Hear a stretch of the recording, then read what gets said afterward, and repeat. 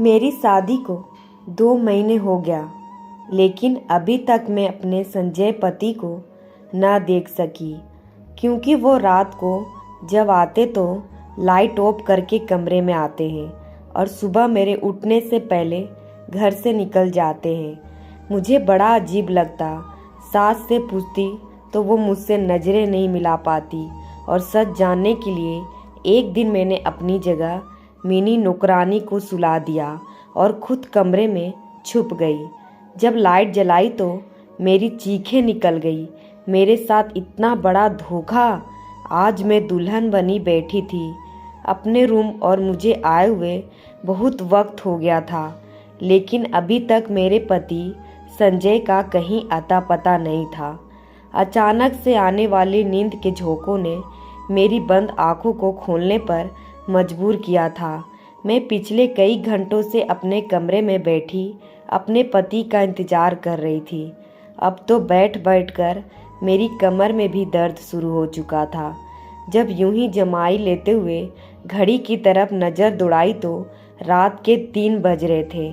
मेरे तो होश उड़ गए थे।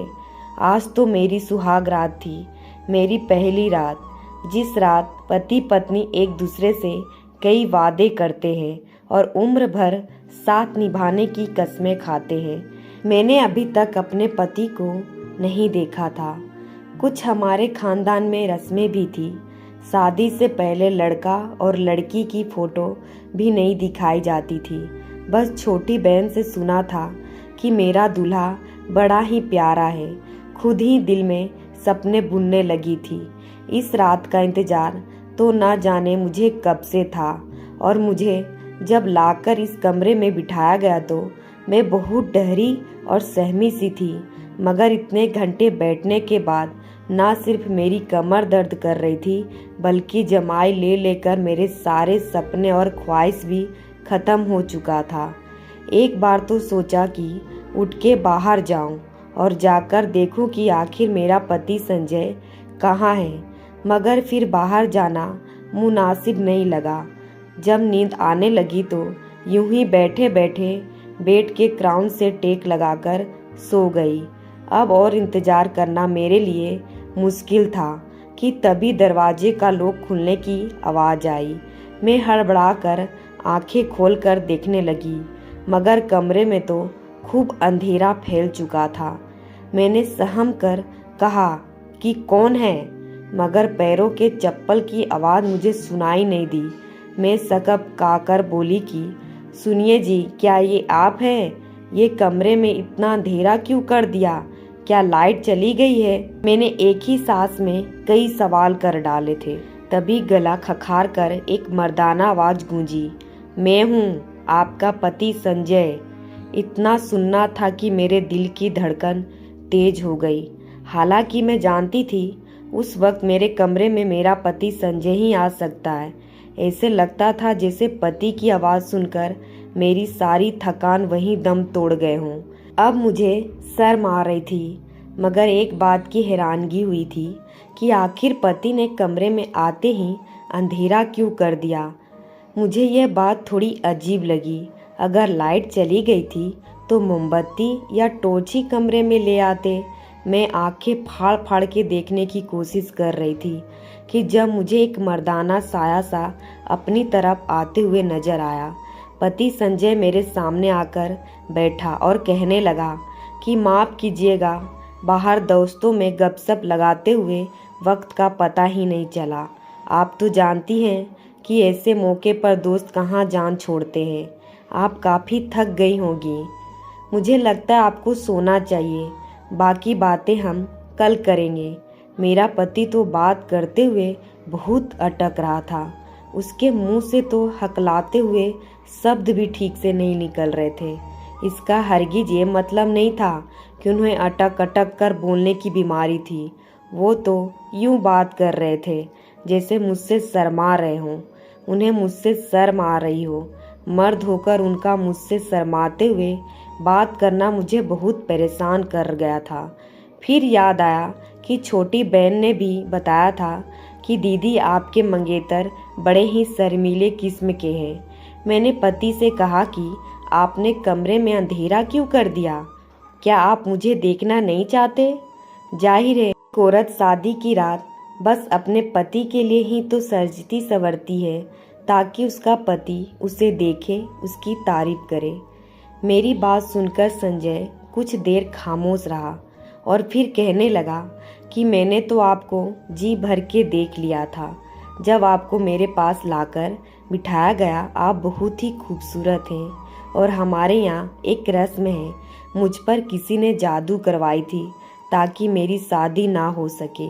इसलिए पंडित जी ने बताया कि तुम्हें कुछ दिन तक रात को अंधेरे में पत्नी के पास जाना है। मुझे ये बात बड़ा अजीब लगी थी, मगर उस वक्त मैंने इस बात को सच मान लिया, क्योंकि पहली ही रात में किसी बहस में नहीं पड़ना चाहती थी। उस रात में सोने के लिए लेटी तो मेरा पति पहले ही लेट चुका था।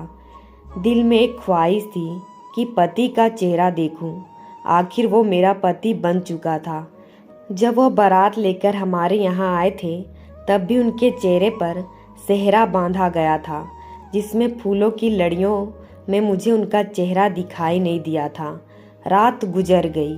मैंने सोचा कि चलो ये रात भी गुजर जाने दूं। चंद घंटों की तो बात है, सुबह होते ही मैं अपने पति को देखूंगी। मैं पति के पहलू में सो गई। सुबह जब मेरी आँख खुली तो मैंने मुस्कुराकर बेड के दूसरे तरफ देखा। मैं चौंक कर उठ बैठी, क्योंकि बेड तो बिल्कुल खाली था। वहाँ पर तो मेरा पति ही नहीं था। वॉशरूम भी खुला था। मैं हड़बड़ाकर उठ बैठी और कमरे से बाहर निकल आई। बाहर आकर देखा तो मेरी सास मंजू परेशान सी बैठी थी। मुझे देखकर उनके चेहरे पर फौरन मुस्कुराहट छा गई, मगर उन्होंने कुछ पढ़ते हुए मुझे इशारों से अपने पास आने को कहा। मैं उनके पास गई और साथ साथ आसपास अपने पति को भी देख रही थी कि वह कहाँ से चले गए। मैं सास के पास गई तो उन्होंने फौरन मुझ पर फूंक मार दी। शायद वो कुछ पढ़ रही थी और वह मेरे लिए ही पढ़ रही थी। जो उन्होंने मुझ पर पढ़कर फूंका था, यह देखकर मुझे पति की बात याद आने लगी। शायद ये मेरे और मेरे पति के लिए ही था। लगता था सचमुच में उन पर कोई जादू हुआ है। तभी तो सास भी मुझ पर कुछ पढ़ के फूंक रही थी। मैंने उनके पास बैठते हुए सवाल किया कि वो कहाँ हैं। मुझे तो कहीं कमरे में नज़र नहीं आए। तो सास दूसरी तरफ देखते हुए कहने लगी, बेटा वह काम पर जा चुका है। मैंने घड़ी की तरफ देखा तो सुबह के 7 बज रहे थे और ऑफिस का वक्त 10 बजे से शुरू होता है। फिर 7 बजे वह कैसे चले गए? सास मेरी नज़रों को देखकर सवाल समझ चुकी थी और कहने लगी कि बेटा उसके काम का कोई पता नहीं। वो अपने दोस्त के साथ मिलकर कारोबार करता है और दिल जब चाहे तभी घर से चला जाता है। तुम नाश्ता कर लो। मुझे यह बात बड़ी अजीब लगी। मेरा दिल चाहा सास से पूछूं, क्या पति की शादी में मर्जी नहीं थी? ना ही रात को उन्होंने मुझसे कोई बात की थी और ना ही वो चेहरा दिखाए। कैसे चले गए भला? कोई अपनी शादी के अगले दिन भी काम पर जाता है? मैं इसी सोच में गुम थी कि सामने वाले कमरे से एक लड़का निकला। मैंने उठकर देखा और जल्दी से अपना दुपट्टा सर पर ले लिया। मेरी सास मुस्कुराकर कहने लगी कि बेटी ये तुम्हारा देवर है। मैंने सरसरी से नज़र दौड़ाकर उसको नमस्ते किया तो वो आंखों से ही जवाब देकर वहाँ से बाहर चले गए और सारा दिन भी यूं ही गुजर गया। मैंने नोट किया था कि मेरी सास काफ़ी परेशान दिखाई दे रही है, जबकि वो तो मिजाज की बहुत अच्छी औरत थी। हमारा रिश्ता होने के बाद वह कई बार हमारे घर आई थी। मैंने उनके चेहरे पर कभी उदासी देखी ही नहीं थी और बहुत खुश मिजाज की थी। मुझसे बहुत प्यार से मिलती थी। मैं तो बहुत खुश थी कि चलो सास बहू में खूब जमेगी, मगर अब तो वो मुझसे बात भी खोया ख्यालों से मैं डूबी हुई करती थी। मैं जब बुलाती तो ख्यालों से निकलकर मेरी तरफ देखने लगती। इस घर में मेरे पति सास के अलावा एक मेरा देवर भी था। हम 4 लोग ही यहाँ पर रहते थे। मैं शाम में अपने पति संजय के आने की राह देख रही थी। बिल्कुल नई नवेली दुल्हन की तरह सज संवर कर बैठी हुई थी। मगर तभी दरवाजे पर दस्तक हुई। मैंने फौरन मुस्कुराकर दरवाज़ा खोला तो सामने मेरा देवर विमान खड़ा था। वो मुझे यूं खड़ा देखकर हड़बड़ाते हुए नज़रों चुरा लिया। मैंने भी उससे नमस्ते किया और वापस अंदर आ गई। बहुत रात हो चुकी थी। बार बार मेरी नज़रें घड़ी पर जा रही थी। ना जाने मेरा पति कहाँ रह गया था। सास ने ज़बरदस्ती खाना भी खिला दिया। देवर भी वहीं खाना खा रहा था। मुझे महसूस हुआ कि जैसे वो मुझे चोरी चोरी देख रहा है। मैंने जब उसके तरफ देखा तो वो बौखलाकर नज़र ही बदल दिया और फिर आधा खाना छोड़कर घर से चला गया। मेरे दिमाग में बहुत ख्याल आ रहे थे। मैं यूं बैठी सोच रही थी कि आखिर वजह क्या थी। दिल घबराने लगा तो बालकनी में खड़ी होकर रोने लगी। आंखों से आंसू बह रहे थे। शायद मैं उनको पसंद नहीं आई थी। वो मुझसे नफरत करते थे या फिर उनके दिल में कोई और था। मैं अभी यूं ही खड़ी रो ही रही थी कि तभी कमरे में खूब अंधेरा फैल गया। हल्की रोशनी बालकनी के बल्ब की थी जिसे मैंने यूं ही जलाते छोड़ा और फिर कमरे में चली आई। मेरे पति संजय दूसरी तरफ मुंह किए बैठे थे। मैं आज हर बात क्लियर करना चाहती थी, इसलिए बिना कुछ कहे पति के पास जाकर बैठ गई। मेरा कंधा पति के कंधे के साथ लग गया तो वह फौरन मुझसे इतना दूर हुए कि उनका कंधा दोबारा मेरे कंधे के साथ न लग सके।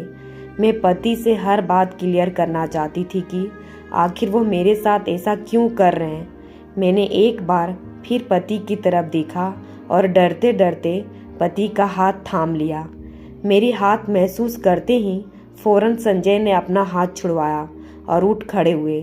दूसरी तरफ मुंह मोड़ के कहने लगे कि जो भी बात करनी है जल्दी करें, मैं बहुत थका हूँ, मुझे नींद आ रही है। पति की बातें मेरी आंखों में आंसू ले आया था। मैं बोली कि क्या आप किसी और को पसंद करते हैं? अगर ऐसी कोई बात थी तो आपने मुझसे शादी क्यों की?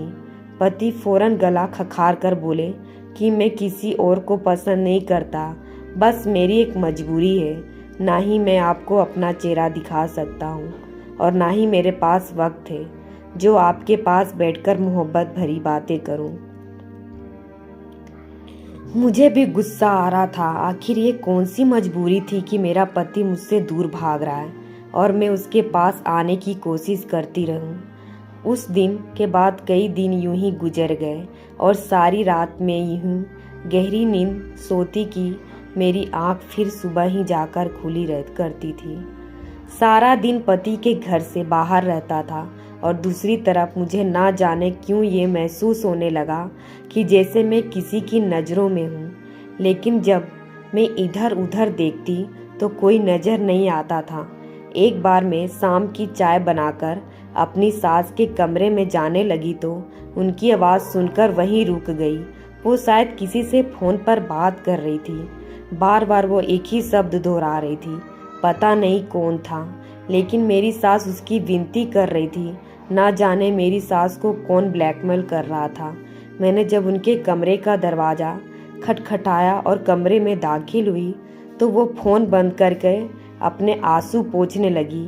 मैंने उनके रोने की वजह पूछी तो वो कहने लगी उनका भाई राहुल है, उनसे नाराज़ है, कई साल हो गए, उनसे सीधे मुंह बात ही नहीं कर रहा है, ना ही कभी उनसे मिलने आता है। वो उसकी फ़ोन पर रो रो के विनती करती है। मेरा दिल अपनी सास की बात सुनकर उदास हुआ था, मगर उसके बाद जो सच्चाई मेरे सामने आई मैं दंग रह गई। चंद दिन बाद ही सास की बहन उनसे मिलने आ गई। मुझे भी बड़े प्यार से मिली, खाना भी हमारे साथ खाया। मैंने यह महसूस किया था कि सास और देवर दोनों को खाना खाना नागवर सा लग रहा था। मेरा देवर तो खाना खाते ही अपने कमरे में चला गया और जब देवर के ये तेवर मौसी ने देखी तो वो मेरी सास से कहने लगी, तुमने विवान का रिश्ता बचपन से ही मेरी बेटी को तय किया था। अब तुम मुझे बताओ कि कब तक मेरी बेटी को बहू बनाकर लाओगी। मेरी सास अपनी बहन को टाल मटोल कर रही थी। मुझे ये महसूस हुआ कि जैसे वो विवान की शादी अपनी बहन की बेटी से करना ही नहीं चाहती। अगले दिन मेरी सास अभी सो ही रही थी, मैं और मौसी जाग गई। मैं किचन में अपने लिए नाश्ता बना रही थी, तभी मौसी भी वहीं आ गई। मुझसे कहने लगी कि मैं उनके लिए भी नाश्ता बना दूं। मैंने उनके लिए भी नाश्ता बनाया और हम एक साथ नाश्ता करने लगे। मौसी मुझसे कहने लगी, संजय नज़र नहीं आ रहा, क्या अब तक सोया पड़ा है? कल से मैं आई हूँ, उस लड़के को मिलने की भी इच्छा नहीं हुई। मैंने कहा वह सुबह सवेरे ही काम पर चले जाते हैं। कहने लगी, चलो सुबह चला जाता है तो रात को वापस कब आता है? मैंने कहा वह बहुत देर से आते हैं। मेरी बात पर मौसी खामोश हो गई थी, फिर अपनी चाय पीने लगी। मुझे एकदम से अपनी सास की भाई का ख्याल आया तो मैंने भी जिक्र कर दिया।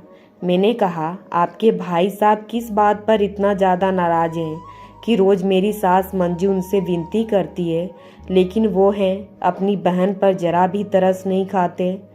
मेरी बात सुनकर मौसी हैरत में पड़ गई। कही, कौन सा भाई? हमारा तो कोई भाई ही नहीं है, 2 बहनें ही हैं। यह बात सुनकर मैं दंग रह गई थी। अगर मेरी सास का कोई भाई नहीं था तो वो रो रो कर किसे विनती करती थी कि वो वापस आ जाए। एक बार उनसे मिलने मौसी भी नाउम्मीद हो गई थी और मेरी सास कहने लगी कि विवान उनकी लड़की से शादी नहीं करना चाहता था। मैंने कहा, क्यों? तो वो कहने लगी, उसकी मर्जी नहीं है। मैंने कहा, अगर मर्जी नहीं थी तो इतने साल से क्यों बात जोड़े रखी, पहले इनकार कर देता। मेरी सास कहने लगी कि यही बात तो मैंने विवान से भी कही है। मैं अपने दोनों बेटों के हाथों बहुत दुखी हो चुकी हूँ, दोनों ही मर्जी के मालिक हैं। ये कहकर वो रोने लगी और मैं उन्हें तसल्ली देने लगी। तंग तो मैं भी अपने पति से आ चुकी थी, इसलिए मैंने सोचा कि शायद मैं उनके सामने हूँ, इसलिए उन्हें मेरी एहसास नहीं है। क्यों नहीं कुछ दिन के लिए मैं अपने मायके चली जाऊँ ताकि उन्हें मेरी कदर हो। इसलिए एक दिन जब दिल बहुत ज़्यादा बेचैन हुआ तो अपनी सास से पूछी और चली गई, और सोचा अपनी माँ से भी तो जाकर पूछूं कैसे मर्द से मेरी शादी करवाई है जिसने अभी तक अपना चेहरा अपनी पत्नी को ही नहीं दिखाया। मैं तो जानती ही नहीं थी कि वहाँ पहुंचकर मुझे कैसा धक्का लगने वाला है। जब मायके पे पहुंची तो तभी एक दिन एक कुरियर आया। वो हमारे घर के बाहर था। मैंने उससे बोला, किसका पेपर आया है, और टटोल कर देखने लगी। उस पेपर में तो मेरा ही नाम लिखा था। जब खोलकर मैंने अंदर मौजूद पेपर पढ़ा तो मेरे पैरों के नीचे से ज़मीन निकल गई। मैं पेपर देखकर अपने घर जाकर अपने कमरे में चली गई। मेरे दिमाग से सोचने समझने की क्षमता सब कुछ खत्म हो चुकी थी। मेरे साथ कौन सा खेल शादी के नाम पर खेला जा रहा था। जो पेपर मेरे हाथ में थे वो देखकर जो हकीकत मुझ पर खुली थी, मैं चकरा कर रह गई। पूरे दिन मैं अपने घर पर ही बैठी रही। मैंने अपनी छोटी बहन से कहा वो मुझे मेरे पति की फ़ोटो दिखाए, जो कि शायद उसने शादी के मौके पर खींची थी, क्योंकि मैंने तो अब तक अपने पति को नहीं देखा था। मेरी बहन ने मुझे एक फ़ोटो दिखाई जो खाना खाने वक्त की ली गई थी। वो बहुत अच्छा और नौजवान लड़का था। मैं कोई भी बात अपने मायके में नहीं बताना चाहती थी। मैं कुछ दिन बाद ही वापस ससुराल चली गई। मुझे सच्चाई को सामने लाना था। रात को फिर से वो इंसान मेरे कमरे में आया था जो पिछले 1 महीने से मेरा पति बनकर कमरे में आता था और सुबह होते ही चला जाता था। ये कौन था जो मेरे जज्बात के साथ खेल रहा था? आज मैं खुद ये चाहती थी कि वह कमरे से बाहर निकल कर जाए, क्योंकि अब मैं जान चुकी थी कि वह मेरा पति नहीं है। फिर भी मैंने सच जानने के लिए उसे ये पूछा, मैं मायके गई थी तो आपने मुझे कितना याद किया? मेरे सवाल पर वो गड़बड़ा कर कहने लगे, जाहिर है आप मेरी पत्नी हैं, मैं कैसे आपको भूल सकता हूँ। मैंने कहा, मुझे आपको देखना है। आज मैंने शादी की फ़ोटो में आपको देखा था। वो मेरी बहन ने खींची थी, इसलिए दिल में आया कि 2 महीने गुजर गया, मैं आपको क्यों ना देख लूं। मैं नहीं मानती ऐसी किसी भी जादू को। अब आप खुद लाइट जलाएंगे या मैं जला दूं? वो कहने लगे कि मैं पहले भी आपसे कह चुका हूँ कि मेरा इलाज चल रहा है और आप इस इलाज को सच मानती हैं या झूठ, लेकिन मैं ये इलाज करवाए बिना आपके सामने नहीं आऊँगा। अगर आप मुझे रोज़ यूं ही तंग करेंगी तो मैं आज के बाद आपके कमरे में भी नहीं आऊँगा। और ये कहकर वो कमरे से बाहर निकल गए। मैंने अगले दिन उनसे माफ़ी मांगी और वो फिर से मेरे कमरे में सोने लगे, लेकिन उनके सोते ही मैं सोफे पर जाकर सो जाती थी। मैं सोच रही थी कि किस रात उस इंसान का सच सबके सामने लाऊं। अगले दिन मैंने अपनी नौकरानी को यह कहकर घर पे रोक लिया कि मेरी तबीयत कुछ ठीक नहीं है। उसने भी कोई एतराज़ नहीं किया। रात को मैंने नींद की दवा दूध में मिलाकर नौकरानी को वो दूध पिला दिया और उसके बाद उसे अपने बिस्तर पर सुलाकर खुद के कमरे में छिप गई और वहाँ छुपी जहाँ कमरे की लाइट की बटन लगे हुए थे। रात को काफ़ी देर बाद वो इंसान मेरे कमरे में आया और बेड के दूसरे तरफ बैठ गया कि मैंने फ़ौरन से लाइट जला दी। और जब मैंने उस इंसान को देखा तो मेरे होश उड़ गए। वो तो मेरा देवर विवान था। तो क्या पिछले 1 माह से मेरे कमरे में वही आ रहा था? वो मुझे हैरत से देख रहा था। मैंने कहा कि तुम्हें शर्म नहीं आई यूं मेरे कमरे में आते हुए? उसने कोई जवाब नहीं दिया। मैंने वो पेपर अलमारी से निकालकर उसके मुंह पर मारा और रोने लगी।